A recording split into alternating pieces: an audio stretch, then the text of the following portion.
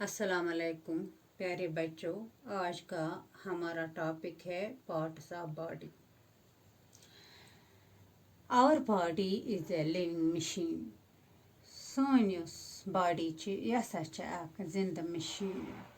It has two types. अत ज कस्म एक्सटर्नल एंड इंटरनल आर्गन। गोस एक्सटर्नल यानी कि निबरिम आर्गन, ब्या गोस इंटरनल यानी कि अंदरिम आर्गन। वुचो गोड एक्सटर्नल आर्गन क्या गो। The parts of our body that we can see is called external organ.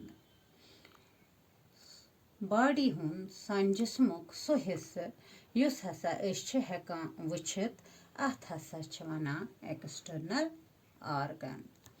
For example nose, नस, आई, हैंड्स एटसेट्रा गई सारी एक्सटर्नल आर्गन्स यम हेकान वुचित।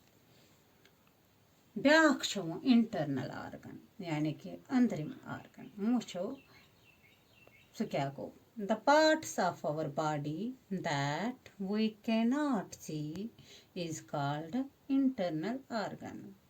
Body सान body हुन सो हिस्से युस हसा हेकान वुचित कहीं तथ हसा वनान इंटरनल आर्गन, अंदरिम आर्गन। फॉर एग्जाम्पल मिसाल brain, heart, lungs and stomach. दिमाग, ब्रेन गो दिमाग, हार्ट दिल, लंग्स गए फेफड़े एंड स्टमक यानी कि म्याद। यम सारी अंदरिम आर्गन। चोर आर्गन वारियाह जरूरी आर्गन जिस्मस मन। वो क्या पोर आज गोब्रियो। आज पोर एक्सटर्नल आर्गन्स तो इंटरनल आर्गन्स। तो यम लिखजोक तुई कापी पे तो कर याद। खुदा हाफिज।